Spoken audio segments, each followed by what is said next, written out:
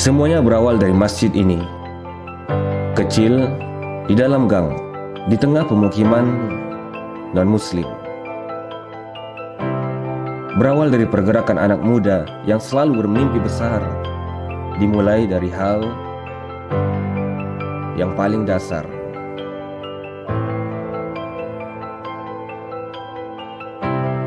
Di sini mereka berkumpul, belajar merendahkan ego, untuk belajar dari awal.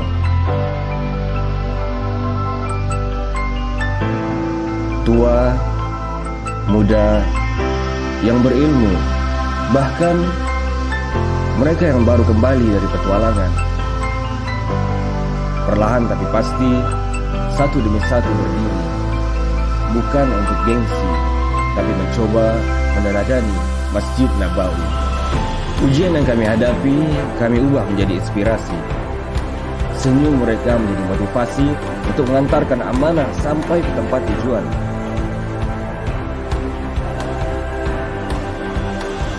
Kami berdiri bukan karena kami hebat. Kami berdiri bukan karena kami kuat. Semua ini adalah karunia dari Allah yang mungkin baru setetes. Semua ini menjadi tiang fondasi untuk jembatan amal soleh yang siap dilewati. Ada yang bilang tempat ini seperti Taji Master, menyalurkan energi orang lain ke tempat yang tepat. Tempat yang mencerminkan bahwa Islam diciptakan untuk seluruh manusia. Jawaban kenapa kami ada di sini, karena kami punya satu visi, ingin bertaubat dan memperbaiki diri. Bergerak, menggerakkan, dan bertumbuh bersama. Dan kami baru mulai.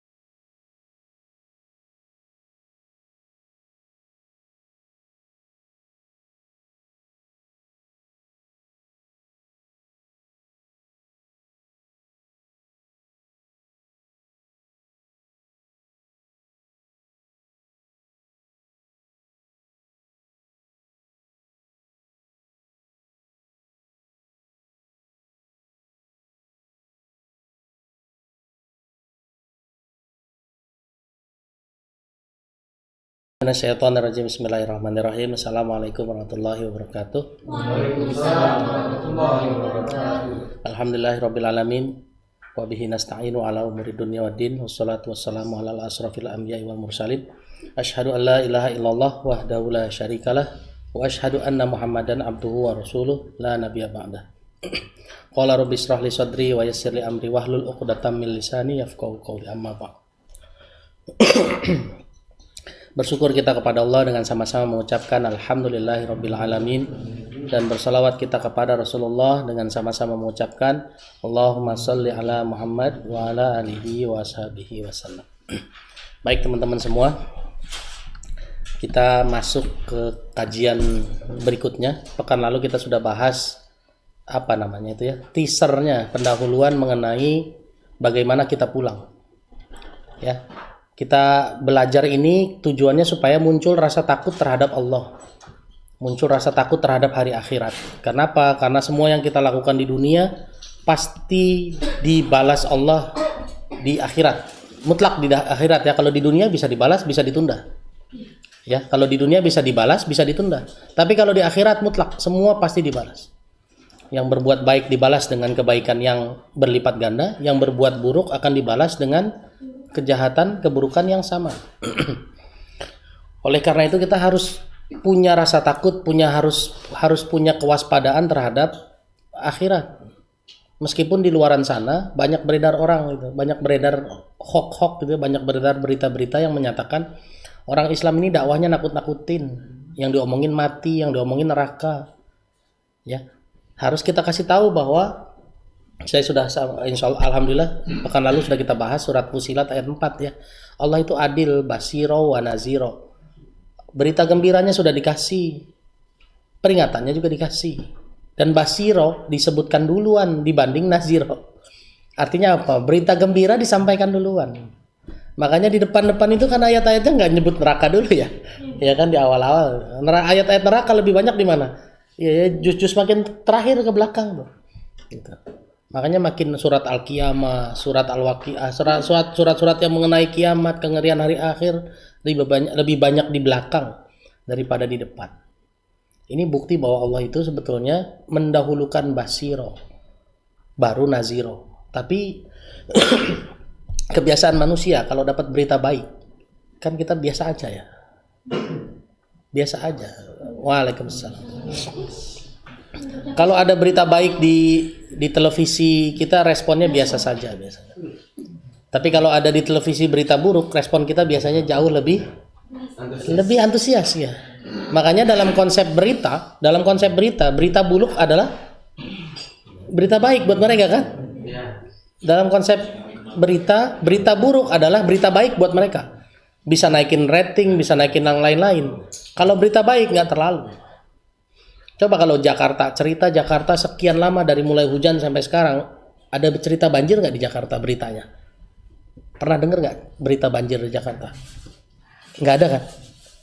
Bukan soal Jakartanya nggak banjir, karena berita Jakarta tidak banjir itu kan tidak menarik Pak. Tapi begitu berita banjir, Jakarta banjir, langsung banyak tuh ceritanya di mana-mana. Kenapa? Konsep berita di kita saat ini memang berita buruk adalah berita baik bagi mereka. Naikin rating, naikin penonton, naikin income, naikin view dan lain-lain.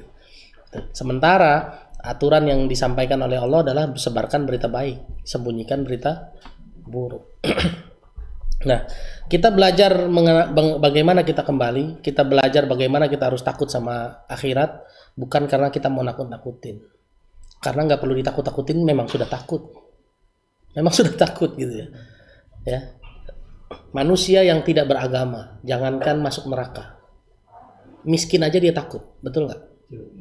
Kita nggak usah ngomongin neraka, dibakar di neraka nggak. Orang yang ateis saja takut miskin kok, makanya dia bekerja keras untuk kaya, betul nggak Pak? Karena dia takut sama miskin, dia takut sama tidak dipuji orang, dia takut sama tidak diperhatikan orang, ya. Lihat semua orang ateis kan menunjukkan eksistensinya. Ateis juga pengen dihargai dong, ya kan? Bahkan orang-orang yang LGBT minta diperhatikan kan? Kami juga kan ciptaan Tuhan. Mereka bilang begitu, benar nggak? Tolong perhatikan kami juga kan ciptaan Tuhan.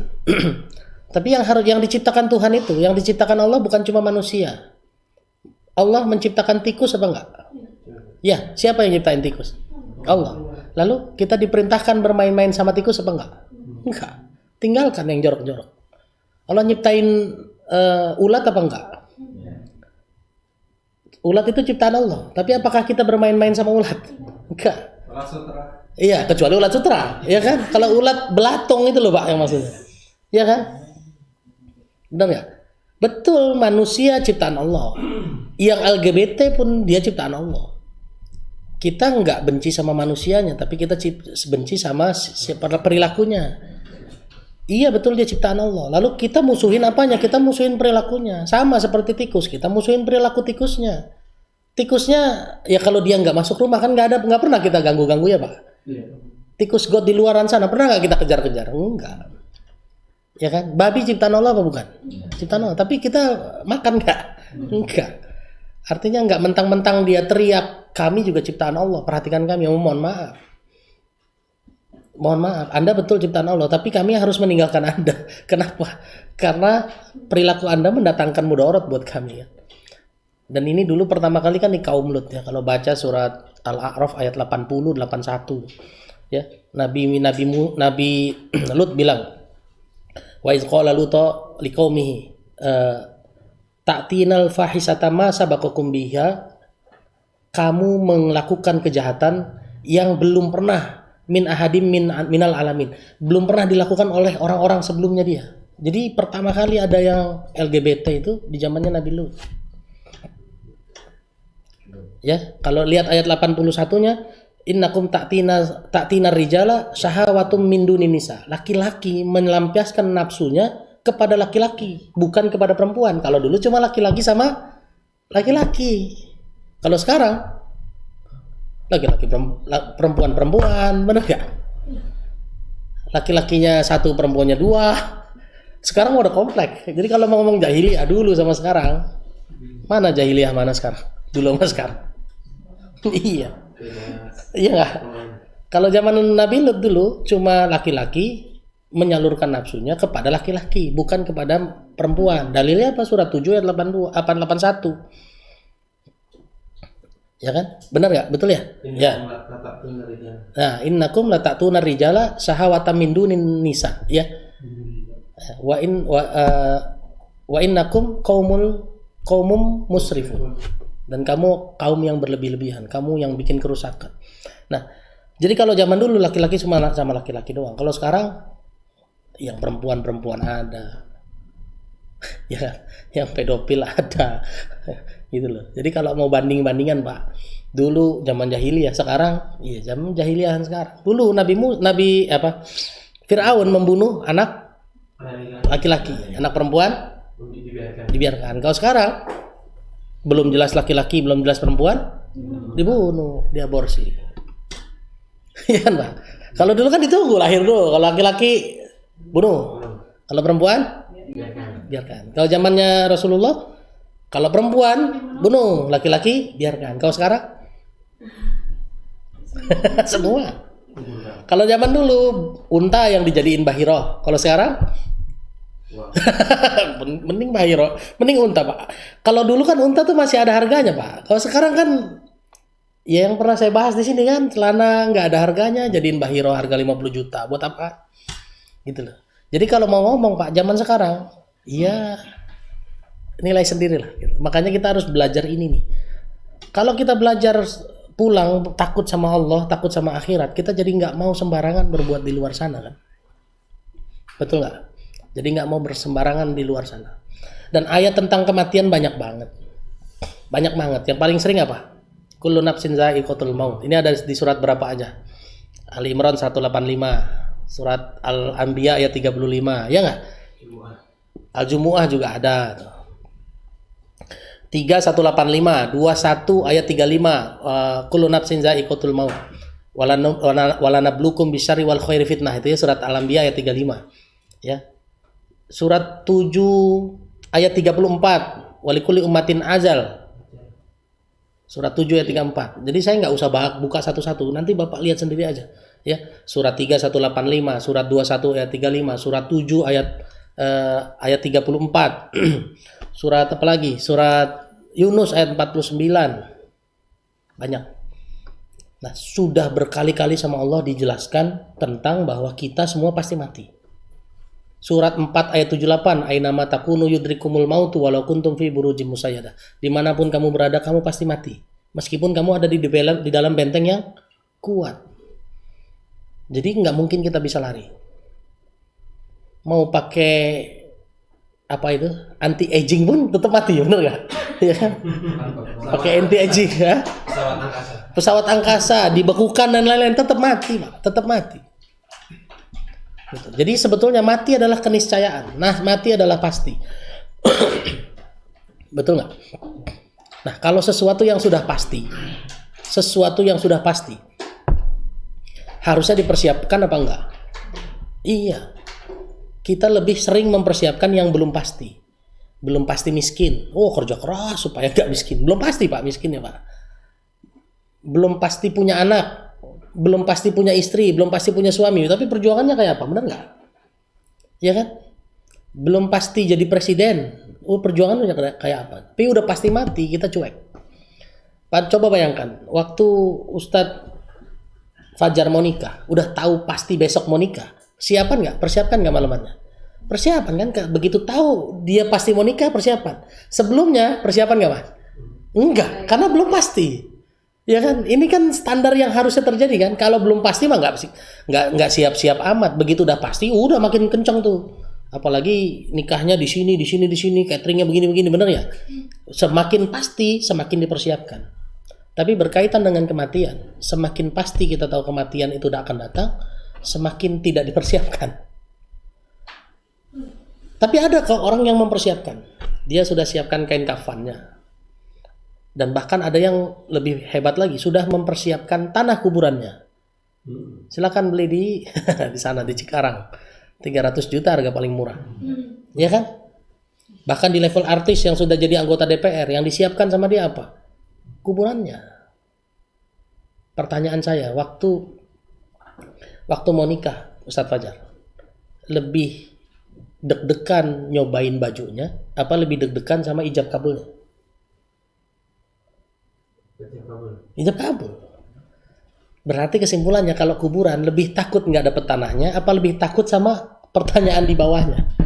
Iya kan? Orang salah fokus ini. Lebih ribet sama pestanya, lebih ribet sama cateringnya, tapi nggak pernah ribet sama perjalanan pernikahannya. Padahal nikah itu kan ibadah yang panjang. Ini belajarnya nggak bisa selesai sebentar. Ya kan? Kita lebih takut sama matinya. Makanya matinya disiapin. Kain kafan udah disiapin. Kuburannya udah disiapin. Tapi nggak pernah berpikir mempersiapkan kalau kita ada di dalam kuburan apa yang terjadi. Sebulan 2 bulan yang lalu ada referensi dari teman-teman Bekasi. Ada yang ketemu saya. Dia bilang saya mau mati aja. Dia bilang gitu. Perempuan. Datang sama suaminya, ketemu saya di Kemang Pratama. Ustadz, saya mau mati aja. Saya bilang, oh mati silakan aja. Saya jawab gitu ya, Pak. Tapi sebelum mati, saya kasih perintah, mau nggak? Apa? Ibu tinggalnya di mana? Di Cikarang. Kerjanya di mana? Di Cikarang. Oke. Besok pindah ke Cilacap. Besok sama suami pindah ke Cilacap ya.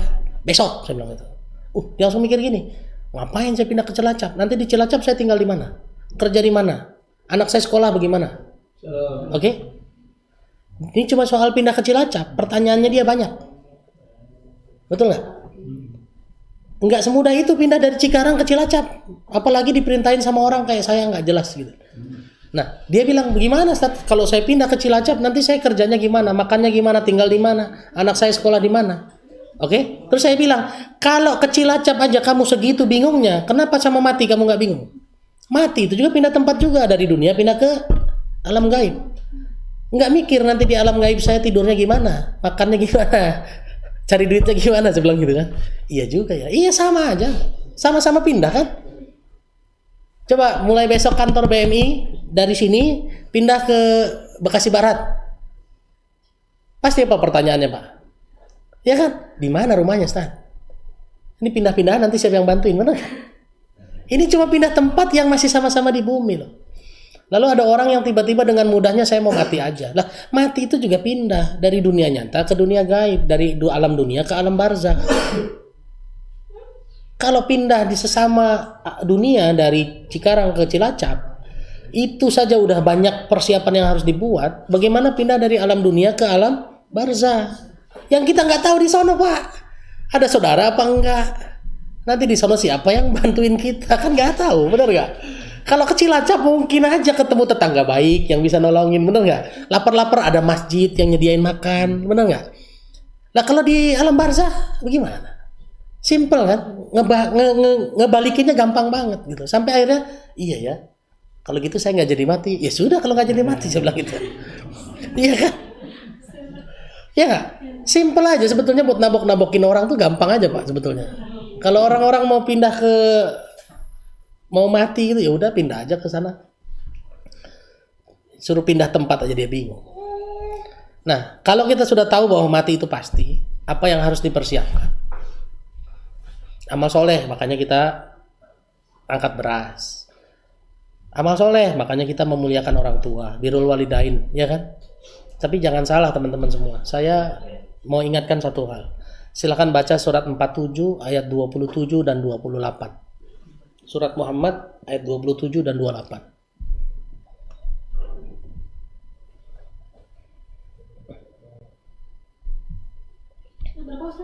Surat Muhammad ayat 27 dan 28. Bagaimanakah keadaan mereka apabila malaikat menjatuh nyawa mereka?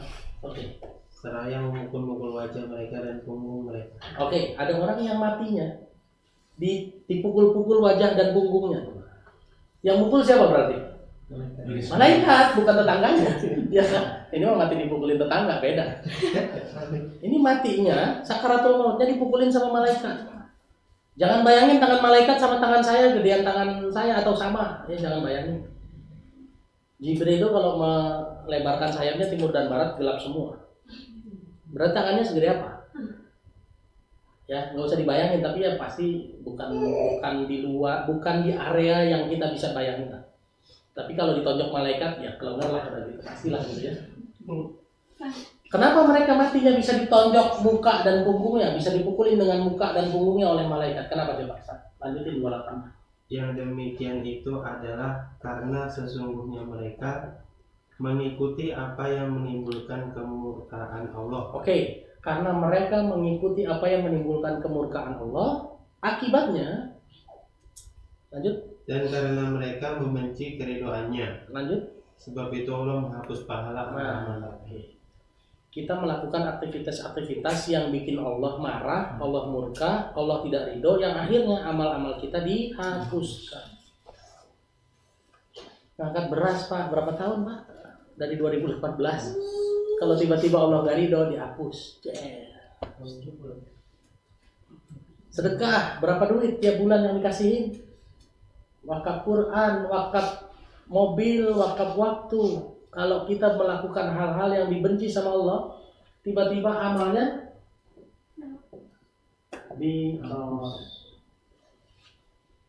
Oke.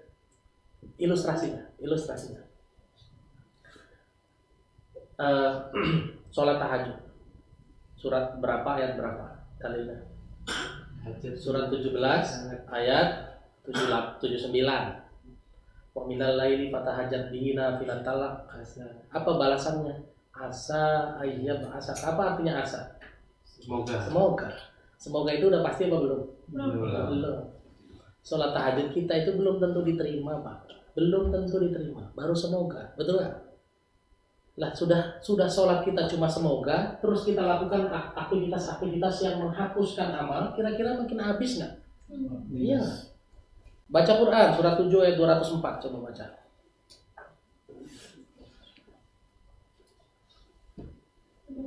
Surat 7 204. Dan apabila dibacakan Al-Quran, maka dengarkanlah baik-baik dan perhatikanlah dengan tenang agar kamu mendapat rahmat. Apa balasannya?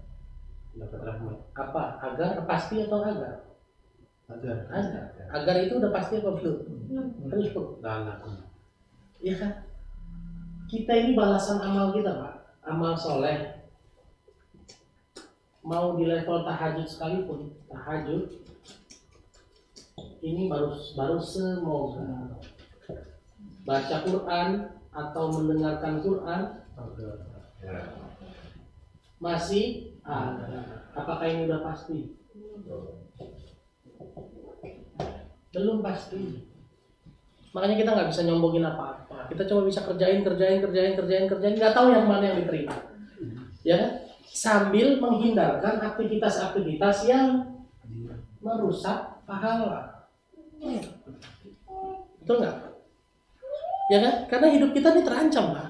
Yang pertama mati pasti, amal belum pasti diterima, ada aktivitas-aktivitas yang merusak amal itu sendiri. Coba kita tahajud bertahun-tahun, balasannya cuma semoga. Begitu melakukan satu aktivitas yang menimbulkan kemurkaan Allah, hilang semua. Terus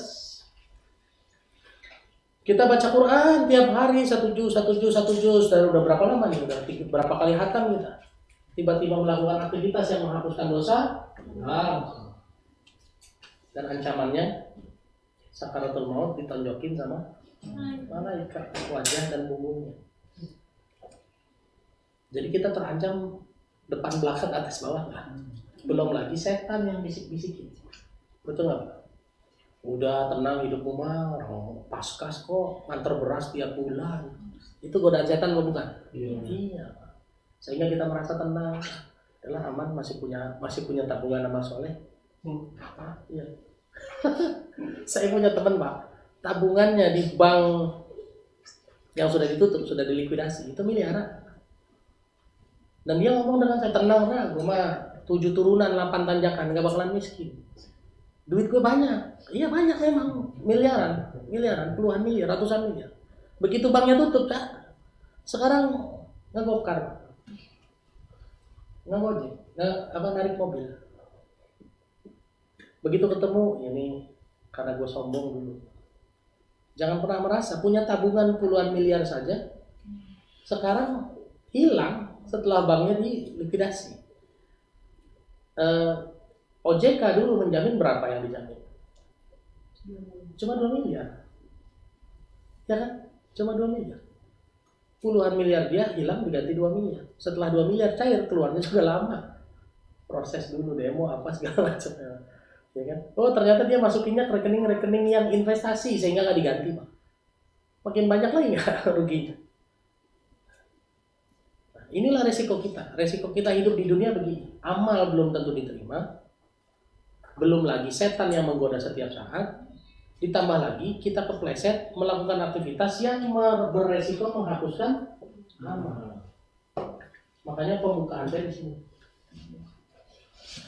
Ingat ya, mati pasti, amal belum tentu diterima, dan ada kemungkinan kita merusak amal kita sendiri. Makanya Allah ingatkan ya. Allah ingatkan. Surat 17 ayat 11. Coba, surat 17 ayat 11.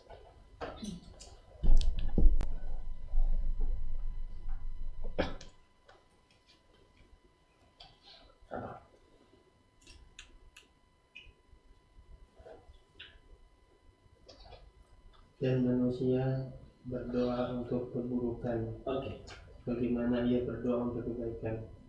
Kita sendiri yang meminta keburukan, sebagaimana kita meminta kebaikan. Ya. Ini Al-Quran yang bilang, manusia meminta keburukan sebanyak dia meminta kebaikan. Contohnya kayak gimana? Ya Allah, saya mau sedekah hari ini, tapi gimana saya mau sedekah? Orang saya nggak kerja, rusak sendiri nggak doanya? Iya, ya kan? Saya sebetulnya mau bantuin kamu, tapi kalau ada tapi jadi bantuin nggak Pak? Ya Allah, saya mau umroh, tapi bagaimana saya mau umroh? Orang saya nggak punya tabungan. Emang yang umroh pakai tabungan semua? Pernah ngobrol nggak sama pengelola umroh, travel umroh? 70% orang berangkat umroh itu dibayarin Pak. 30% bayar sendiri. Ini mereka yang bilang loh, bukan saya. 70% orang umroh dibayarin, 30% bayar sendiri. Jadi kesimpulannya apa? 70% umroh karena kuasanya Allah kan, 30% karena kemampuannya dia. Nah inilah yang harus kita lakukan. Keburukan yang kita minta sebanyak kebaikan yang kita minta. Kita sendiri yang ngangkat beras, tapi kita sendiri yang merusak amal berasnya kita. Amal ngangkat berasnya kita. Angkat beras, yang ngangkat cuma 3 orang. Begitu balik sana, untung ada gue. Kalau nggak ada gue nggak ada yang nganter tuh. Rusak nggak kira-kira? Rusak. Benar beras itu. Iya nggak? Benar nggak Pak? Dan kita merusak lewat apa? Nomor 1. Bisa. Makanya Allah bilang surat 2 ayat 263 sampai 264. Alladzina yunfiquna fi sabilillahi summa la yutbi'una ma anfaqu bi amwalihim summa la yutbi'u ma anfaqu manna wala adha. Coba artinya apa Mas? Perkataan yang baik dan pemberi maaf lebih baik. Dari 262 dan 264.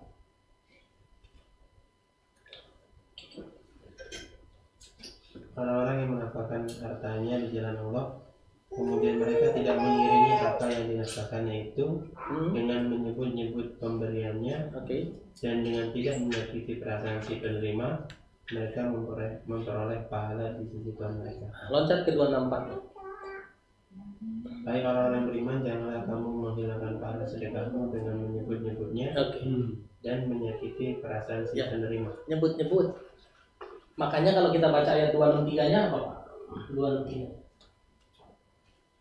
Perkataan yang baik dan pemberi maaf lebih baik dari sedekah yang diiringi dengan sesuatu yang menyakitkan. Ngomong baik lebih baik daripada sedekah pakai kata-kata menyakitkan. Jadi pada sedekah mendingan ngomong baik Pak, benar nggak? Qaulun ma'rufun khairum min shadaqatin yatba'uha. Jadi kalau kita nggak bisa sedekah karena nggak punya uang, minimal apa? Ngomong baik. Daripada maksain sedekah tapi keluar kata-kata, ini duit tinggal segini-gini aja nih. Jagain yang benar ya, dimanfaatin. Pernah nggak ngomong begitu Pak? Apalagi yang ditolongin adik sendiri gitu kan. Datang, bang minjem, tolongin lah bang. Tolongin, tapi sambil ngomong, nih duit tinggal segini-gini ya, gue juga nggak ada lagi. Lu manfaatin yang benar ya, besok-besok jangan minta lagi ke gue. Pernah nggak ngomong begitu Pak? Kesannya nasihat Pak, kesannya. Tapi yang mendengarkan sakit apa enggak? Sakit. Kalau dia sakit, bagaimana mendatangkan doa, bagaimana mendatangkan ridho? Ini berlaku umum. Makanya ada orang yang Gojek pernah datang ke saya, bang, Gojek, saya cuma Gojek bang. Gimana caranya mendatangkan rezeki? Gampang, saya bilang. Buka kertas, bikin kertas, kasih tulisan doa perjalanan, fotokopinya. Jadi begitu penumpang naik, tanya Pak, mohon maaf, agamanya Islam apa non Muslim? Oh Islam saya Pak, ini Pak doa perjalanannya ya.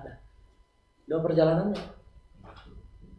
Dia mau doa kan? Jadi senang nggak dia? Jadi senang. Sekali, 2 kali, 3 kali, enak Bang. Iya hidup saya jadi lebih tenang. Oke, udah jalan. Nah, sekarang di lembar belakangnya kamu bisa bikin apa? Istri saya produksi risol. Oh ya sudah, tulis di situ. Terima orderan risol. Tapi yang dipromosin bukan risolnya, doa perjalanannya. Jadi depannya doa perjalanan, belakangnya promosi risol. Orang kan doa kan, doa, habis doa dipegang doa dia, dipegang balik risol. Sekarang Pak berhenti ngojek Pak, jualan risol, banyak orderannya. Iya beneran. Jadi nggak perlu bingung-bingung sebetulnya, banyak cara, asal mau. Yang penting jangan rusak dengan lisannya. Banyak cara, dan kita sering begitu kan, apalagi sama ade datang yang bolak-balik minta tolong. Kalau nggak ada abang kayak gue, minta kemana lagi lo? Nah, coba rusak nih, bahaya, betul-betul bahaya. Makanya lisan ini, makanya ada hadisnya kan, fal yaqulu khairan aw liyasmut.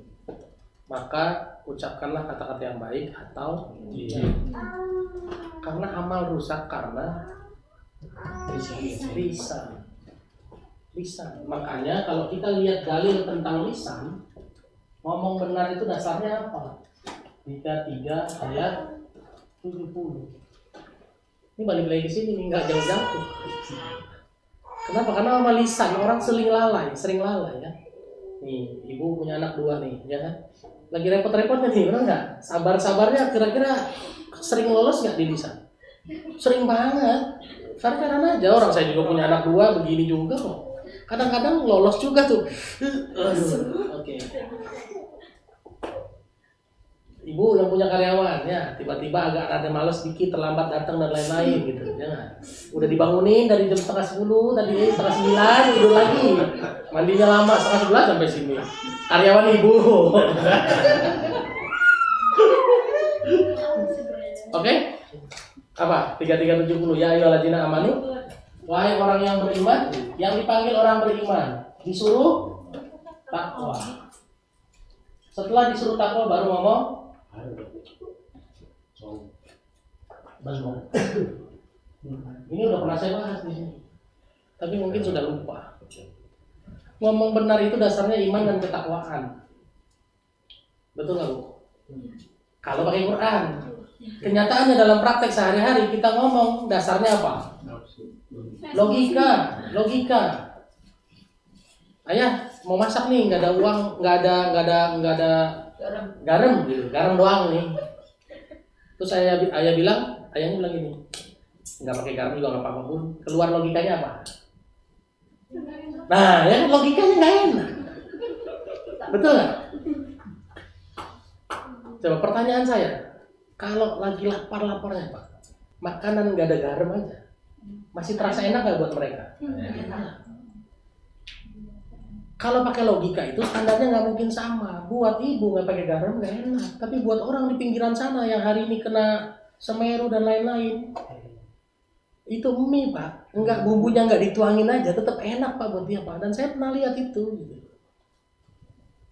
Ustadz Lukman sering cerita, beras yang ada kutunya aja masih mereka rebutin gitu. Orang gila di pinggir jalan dari sampahan aja masih enak buat dia. Itu kalau standarnya logika. Kita standarnya nggak boleh pakai standar logika, pakai standar iman. Kalau memang uangnya belas nggak ada, garam nggak ada, dia ngomongnya apa coba? Ayah, mohon maaf ya, nggak ada garamnya. Semoga Allah turunkan kenikmatan di lidah kita buat makan ini, benar nggak? Karena yang ngasih kenikmatan siapa Pak? Allah. Ini belum masuk ke area mati yang sebenarnya nih, masih bahas-bahas persiapan mati nih, ya. Kenapa? Karena kita terancam sama amal yang belum tentu diterima dan terancam sama aktivitas yang merusak amal. Dan ini penting. Merusak amal itu gampang, lisannya nggak usah dikontrol. Dan hadis tentang menjaga lisan banyak banget. Kalau hidupmu mau berantakan, kalau hidupmu mau baik, jagalah mulutmu. Betul nggak? Mulutmu sampai ada pepatah Arab, mulutmu harimaumu, gitu ya. Terus lisan lebih tebal, lebih tajam dibanding pedang. Ya, itu banyak banget Pak, lisan. Makanya kita harus belajar bagaimana menyusun kata-kata berdasarkan iman dan ketakwaan. Kalau kita ngomongnya pakai iman, dasarnya iman dan ketakwaan, maka janjinya Allah apa? 71. Yuslih lakum a'malakum. Kami perbaiki aktivitasmu, kami perbaiki urusanmu. Oke? Kami perbaiki urusanmu. Jadi kalau ngomong dengan iman dan ketakwaan, urusan diberesin sama Allah. Sekarang pertanyaannya, saya, Pak Odi, Ibu Yuli, yang sudah punya anak nih, Ibu nih, ya sudah punya anak semua. Pak Adi juga. Kalau kita meninggal, apa yang kita tinggalkan buat anak kita supaya anak kita aman hidupnya, melanjutkan hidupnya meskipun bapaknya udah meninggal? Apa yang kita siapin biasanya? Hah? Apa? Harta, apalagi? Ada yang nyiapin asuransi di sana ya, silakan aja nggak apa-apa. Ada yang nyiapin aset, ada yang nyiapin tabungan, ada yang nyekolahin tinggi-tinggi, betul ya Bu ya? Betul nggak? Kalau pakai Quran, orang yang takut meninggalkan anak-anak yang lemah di belakangnya, suruh ngapain? Suruh ngomong benar. Dalilnya surat 4 ayat 9. Coba dibaca. Wal yakhshal ladzina law taraku min khalfihim dzurriyyatan du'afan khafu 'alaihim falyaqulu qawlan sadida. Betul enggak? Apa artinya? Dan hendaklah takut kepada Allah orang-orang seandainya meninggalkan di belakang mereka anak-anak yang lemah. Oke, orang-orang yang ada kemungkinan meninggalkan anak-anak yang lemah di belakang kita. Apa Pak yang harus dilakukan? Mereka khawatir terhadap kesejahteraan mereka. Oke, khawatir terhadap kesejahteraannya, khawatir terhadap kehidupan berikutnya. Apa lanjutnya? Oleh sebab itu hendaklah mereka bertakwa kepada Allah dan hendaklah mereka mengucapkan perkataan yang benar. Nah, fal yattaqullaha wal yaqulu qawlan sadida. Jadi perintah Allah kalau kita takut nih nanti anak saya bagaimana? Ya bertakwa aja bapaknya. Ayah ibunya bertakwa, anak terus ngomongnya ngomong yang benar. Ngomong yang benar, Pak. Ngomong yang benar itu Allah janjikan yuslilah amal kami beresin urusan-urusanmu, termasuk urusan anak-anakmu. Betul nggak? Sampai Nabi Khidir saja diperintahkan Allah membangun tembok di atas harta anak yatim yang bapaknya orang yang soleh. Coba baca ayatnya surat 18 ayat 82. Ya kan? Bukan cuma sekedar anak yatim Pak, tapi ada lanjutannya yang bapaknya orang yang soleh. Baca ayatnya. Jadi kalau bapaknya soleh, bapaknya takwa dan ngomong benar, diberesin sama Allah. Sampai di level Nabi aja diperintahin jaga itu. Cuma masalahnya kita nggak pernah tahu ngomong pakai iman dan takwa ini standarnya yang mana. Ini yang harus dipelajari kan, benar nggak? Kita selalu cepetan mana iman sama akal? Akal. Jakarta hujan biasanya, iya akal lebih cepet. Tapi udah berapa bulan Jakarta banjir nggak? Jadi banjir juga atas izin Allah, benar ya? Kalau belum bayar listrik, biasanya listriknya diputus, nah itu akal. Tapi ada berapa orang yang nggak bisa bayar listrik, tapi listriknya nggak mati-mati. Pertolongan Allah selalu datang. Dan kita selalu ngomong pakai akal dibandingkan dengan iman. Sementara lisan adalah penyebab terbesar rusaknya amalan. Nah ini harus dipelajari. Belajar mati, mempersiapkan mati, mulai dengan apa? Belajar ngomong benar. Dan bedakan ngomong baik sama ngomong benar. Perintah Allah di surat 2 ayat 83. Coba baca. Wa id akhadna mitsaqa bani Israil alla ta'budu illallaha wa bil walidaini ihsana wa dzil qurba wal yatama wal masakin wa qulu lin nasi husna. Ya, jadi beda nih. Qaulan sadida. Hah? 83. Al-Baqarah 83. Lawan qaulan husna. Ya. Wa qulu lin nasi husna, benar enggak? Ini ada dua nih kata-kata nih. Dua kata-kata yang harus kita pelajari. Kalau sesama manusia ngomongnya apa? Wa qulu lin nasi husna, ngomong yang baik-baik, Pak. Sehingga dia enggak tersinggung, dia enggak ini. Tapi kalau untuk urusan kita sama Allah, urusan kita pribadi harus pakai qaulan sadida yang benar. Kalau qaulan husna ini pakai akal aja selesai, Pak. Pakai akal aja selesai. Tapi kalau qaulan sadida ini dasarnya harus iman dan ketakwaan. Duanya harus kita pelajari. Ya kan? Itu kan qulu linnasi husna. Kalau sama manusia secara umum kita harus ngomong baik. Tapi kalau sama Allah, sama amalan kita harus ngomongnya qaulan sadida. Nggak nyangka ya bahas mati tapi larinya ke sini Pak. Karena yang kita bahas bukan matinya, persiapan menuju matinya.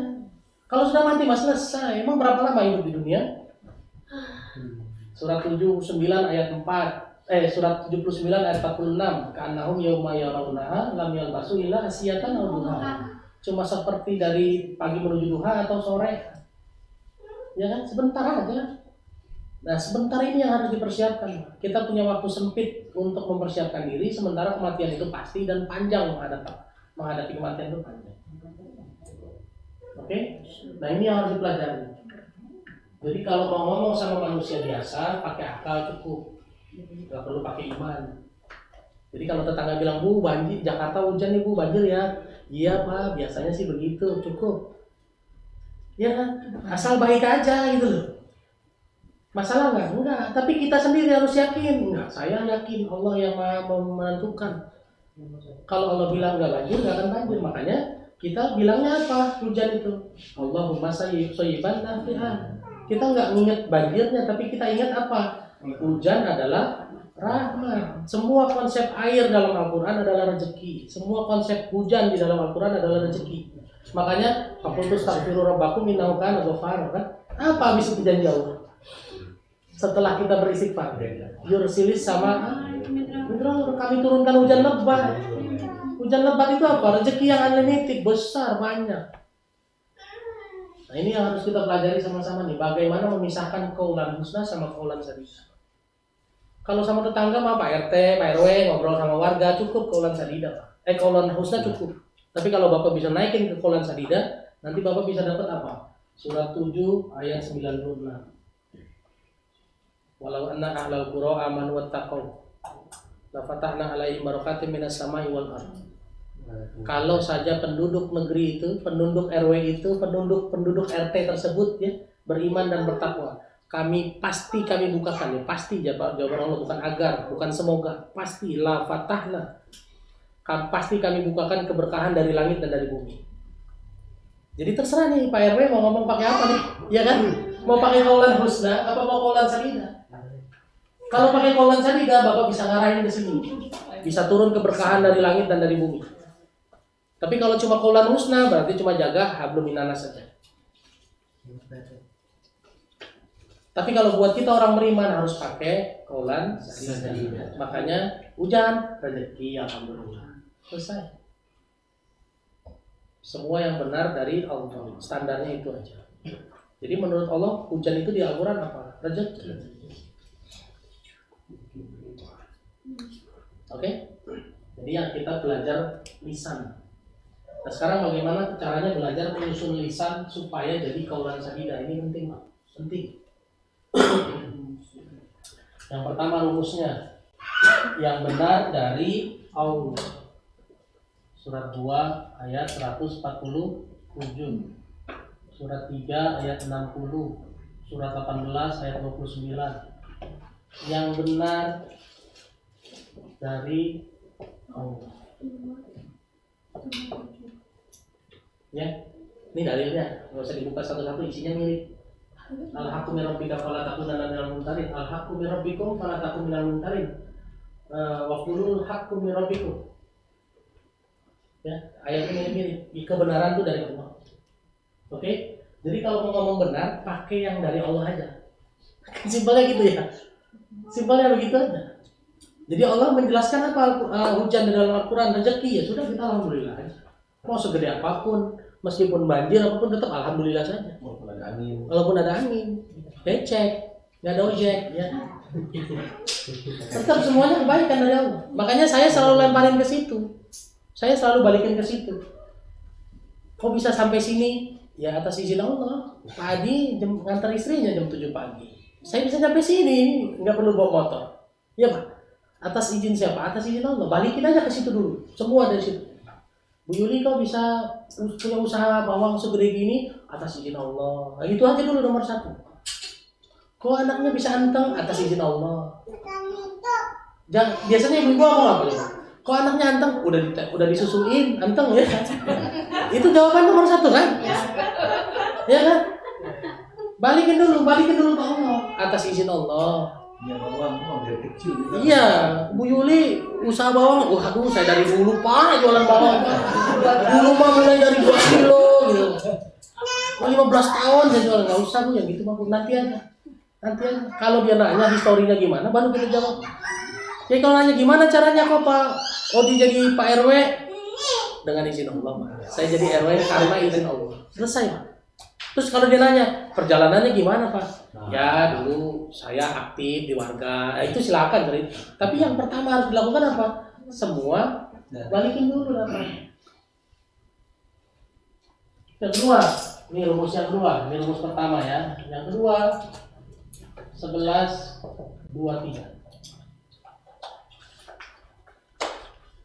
Innal ladzina amanu wa amilus solihati wa ahbatu ila rabbihim ulaika ashabul jannah hum fiha khalidun. Apa baca artinya?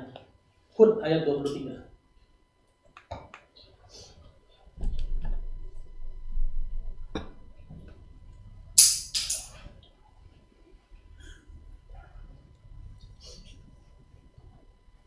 Apa artinya? Ada yang mau baca? Sesungguhnya orang-orang yang beriman dan mengerjakan amal-amal soleh dan merendahkan diri kepada Tuhan mereka. Ya. Mereka itu adalah penghuni surga. Oke. Mereka kekal di dalamnya. Iman, amal soleh, dan merendahkan diri. Merendahkan diri di hadapan Allah. Jadi kalau ngomong merendah aja, nunduk aja, rendahin diri aja. Semua yang merendahkan diri di hadapan Allah adalah penghuni surga. Jadi cara jawabnya apa? Rendahin diri aja. Hebat ya, Pak Adi bisa jadi manajer. Ya saya mah kalau nggak dibantu sama teman-teman nggak bisa. Ya itu aja, rendah aja, rendah. Hebat ya, omset bawangnya bisa 100 ton sebulan. Ya kalau Allah nggak ridho mah nggak bisa. Kan gitu. Rendah aja. Yang ketiga, surat 2 216.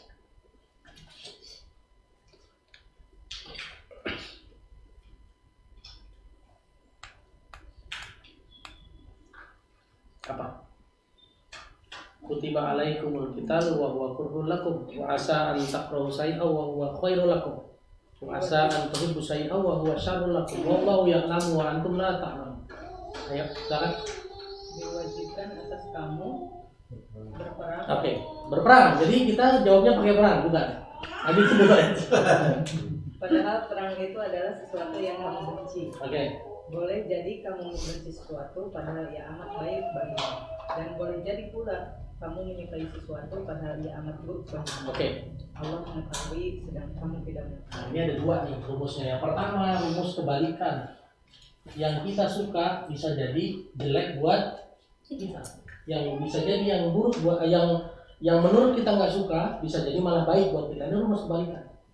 Kalau ada orang ngeselin kita padahal udah kita tolongin dan lain-lain, kita lebih suka apa, Bu? Lebih suka marahin apa lebih suka maafin? Apa? Mana yang lebih kita suka? Marahin kan? Ngomel kan?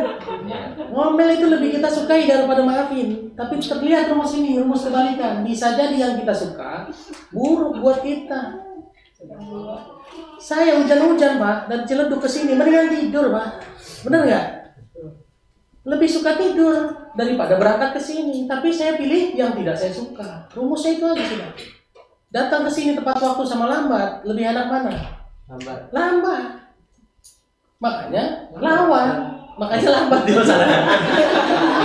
Ini rumus kebalikan. Ya.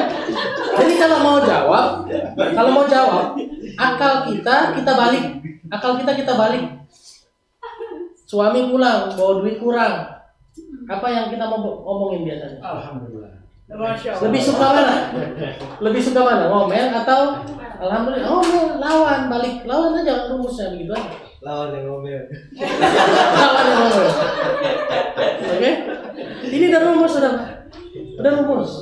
Yang kedua, Allah lebih tahu dan kita nggak tahu. Jangan sok tahu kita. Makanya banyak orang yang bilang waktu itu pernah saya bahas di sini. Kan gue bilang jangan lewat sono. Itu jangan, bahasa-bahasa gitu jangan. Bawa Allah dulu. Alhamdulillah Pak, saya udah diizinkan lewat situ duluan. Makanya saya jadi tahu Allah udah izinin saya lewat situ duluan. Makanya tadi saya kasih tahu Bapak begitu. Sekarang Bapak lewat situ kena macet. Ya kan saya udah bilang tadi. Bawa Allahnya. Sama seperti Nabi Yakub ngomong kan. Surat 12 ayat 86 dijawabnya di 96. Di sini ayat Nabi Yakub bilang, aku tahu dari Allah apa yang kamu tidak tahu. Di sini Nabi Yakub bilang, kan aku tahu dari Allah. Ya kan? Allahnya di bawah-bawah, jangan sampai nggak di bawah-bawah. 86 atau 87 ya, pokoknya beda 10 ayat lah pokoknya. Ya, 86 96 atau 87 97 nanti baca, takut salah. Itu. Ini rumus susun kata-kata. Jangan sampai kata-kata kita merusak amal kita sehingga matinya kita nggak enak. Dan kita lagi ngomongin persiapan mati, Pak. Dan persiapan mati nomor 1 sekarang lisan dijaga dulu. Belum lagi kalau pakai dalil lain. Surat 51 ayat 22 sampai 23. Lisan kita bisa merusak rezeki kita. Nanti kita bahas. Oke? Ini lisan nih. Lisan Pak. Lisan itu bisa yang diucapkan, bisa yang didiemin, atau bisa yang dikasih isyarat. Betul nggak? Loh, Fajar begini artinya apa? Iya. Ya, artinya setuju kan? Jadi yang harus dijaga lisan, apakah cuma di bibir? Tidak. Gestur juga iya. Muka juga iya. Bilang iya tapi muka cemburut, iya apa enggak? Makanya nih kalau belajar kaulan sadida itu semuanya sama, mulutnya sama, pikirannya sama, hatinya sama, gestur tubuhnya sama. Ini yang susah Pak, karena banyak mulut bilang iya, dalam hati gua nggak ikhlas. Pernah nggak? Sering. Kalau terserah gitu. Iya, terus ya curang. Sekarang pertanyaannya, kalau kita ngomong terserah, silakan introspeksi ke hati sendiri. Apakah hati kita ikhlas dengan respon orang yang kita bilang terserah? Harusnya gentle dong, terserah. Fajar bilang misalnya, Bu, aku pulang jam 4, aku pulang jam 5, terserah. Ya sudah, kalau bilangnya terserah, aku nggak pulang sekalian. Kira-kira dia marah nggak? Nangis. Ya kan? Kadang-kadang kita ngomong terserah, begitu dilakukan, marah. Loh, katanya terserah. Ya kan? Iya kan, Pak Adi? Oke. Ya. Jadi yang namanya kaulan sadida ini mulutnya harus sama, pikirannya sama, hatinya sama, mukanya harus sama, gestur tubuh harus sama. Kalau bisa sama lurus begini, janjinya Allah apa? Yusli lakum amalakum. Aku beresin semua urusan. Sampai urusan anakmu yang nanti kamu tinggalkan, juga aku beresin gitu. Iya kan? Nah, lanjut. Yang keempat. Gimana caranya nyusun kata-kata? Tinggal contek yang ada di Al-Quran. Contek aja. Oke? Tidak apa-apa. Alhamdulillah. Alhamdulillah. Ada yang menunggu tangisan begitu, Sang. Mudah-mudahan segera dikasih momongan ya. Oke? Tinggal nyontek aja Pak. Al-Quran udah ajarin semua Pak. Kalau sedekah, Allah bilang apa? Yang berlebihan. Ya, mengharapkan ridho Allah. Jadi kalau sedekah bilangnya doain saya supaya Allah ridho ya. Dalilnya banyak. Wa ma tunfiquna illa ibtigha'a wajhillah. Ngasih makan mengharapkan apa? Ridho, surat 76 ayat 9. Semuanya di area dilurusin ke arah ridho Allah. Jihad mengharapkan ridho. Berkorban dunia dan akhir, berkorban di dunia untuk mengharapkan minan nasi mayasinat sahutiwa mardatillah, surat 2 ayat 207. Semuanya mengharapkan ridho Allah. Jadi contek aja nih, apa? Mengharap ridho.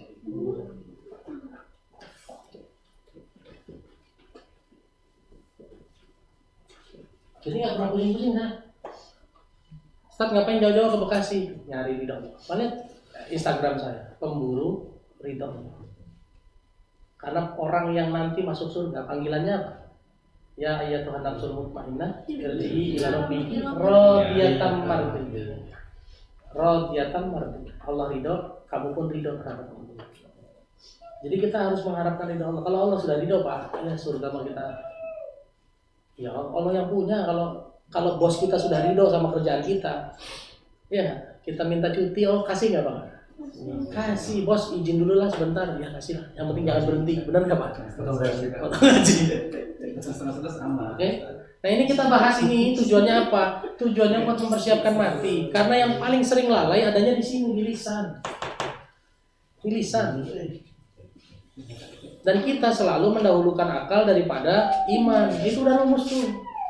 Rumus. Gimana mau laku makanannya, dagangannya kalau nggak beriklan? Itu logika, betul. Tapi berapa banyak orang nggak beriklan tapi dagangannya laku.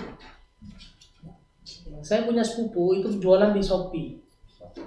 Sekarang sudah punya omset 150 juta sebulan. Saya tanya sama dia, kamu gimana jualannya? Posting aja. Ngiklan nggak? Enggak. Coba bayangin. Sementara ada orang di sana yang ngajarin beriklan di Facebook Ads, beriklan di Instagram Ads, beriklan di Shopee Ads dan lain-lain. Dia nggak iklan coba. Tapi laku. 150 juta sebulan omset masuk.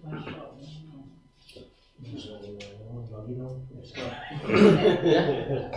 Kalau Allah sudah ridho, semuanya Allah buka. Makanya tujuan kita ngejar apa? Ngejar ketakwaan.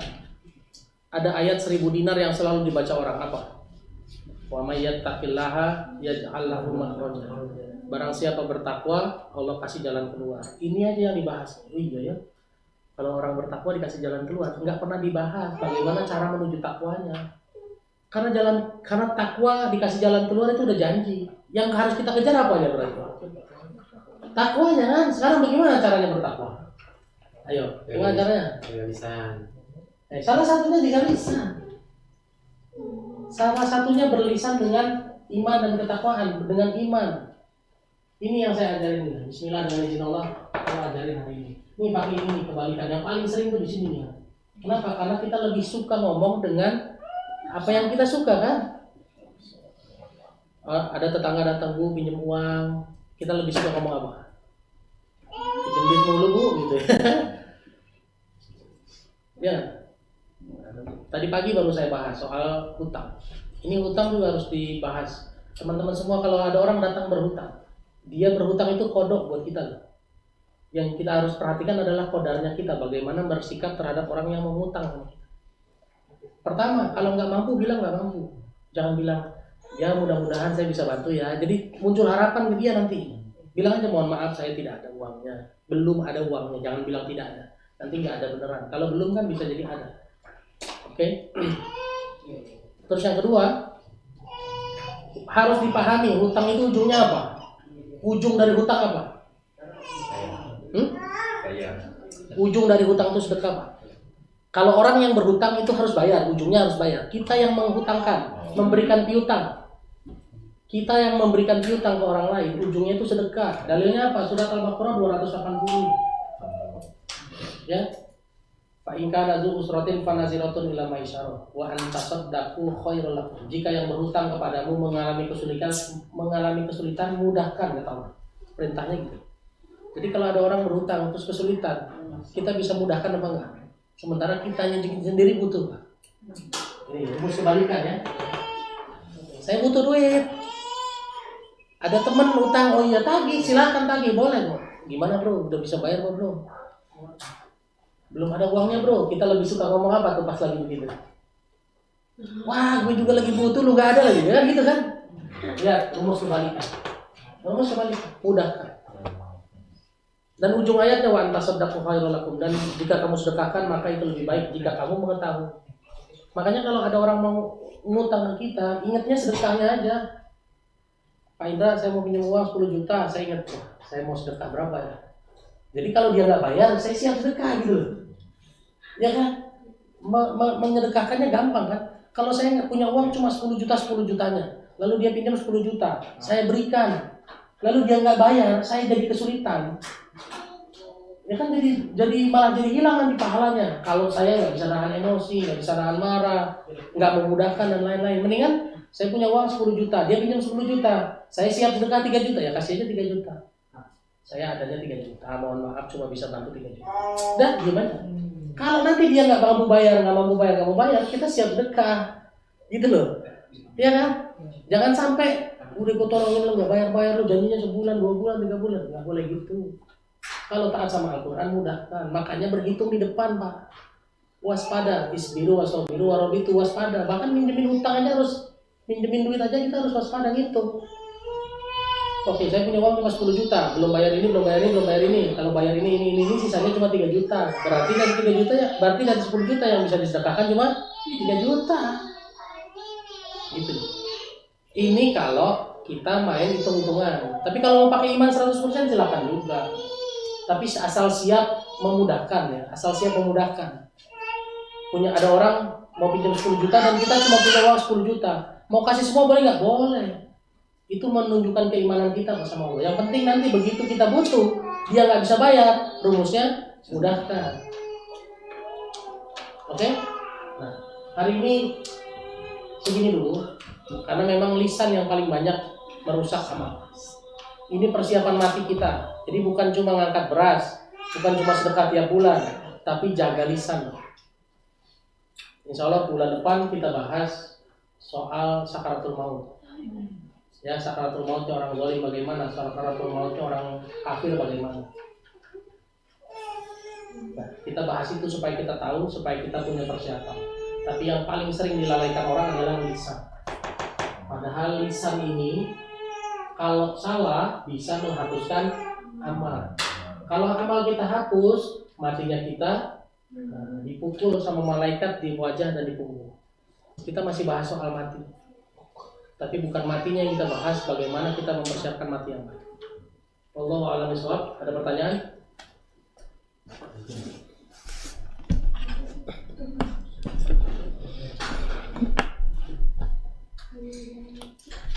Oke, kita jalan jam berapa Pak Adi?